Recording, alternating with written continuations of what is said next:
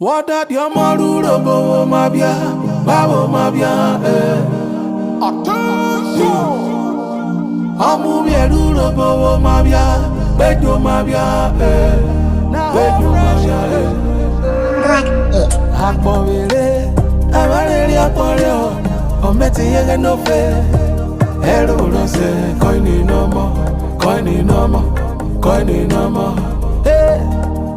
Urhobo wado, Urhobo me, Ugeli me, Ope me, Agbo me, Sapele, Ugebe me, Abraka, Udu wado, Ofoni, Uye wado, Okero Urhobo, Ibudu wado, Akbara ide, Maso ga wado, Ijere wado, Ohara me wado.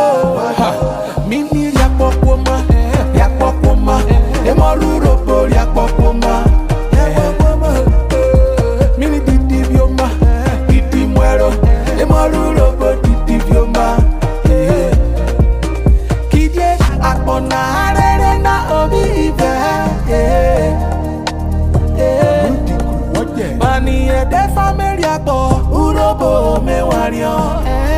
Kije Urhobo me jebe, Urhobo me, Ugeli me, Ope me, Agbo me, Sapele, Ugebe me, Abraka, Udu wado, Ofoni, Uye wado, Okero Urhobo, Ibudu wado, Akbara ide, Maso ga wado, Ijere wado, Ohara me wado. What that your Urhobo mabia, babo mabia, babo mabia, Amu mi Urhobo mabia, bejo mabia, bejo mabia. Akbovele, amareli akbore o meti yege no fe. Ero no se, koini no mo, koini no mo, koini no mo.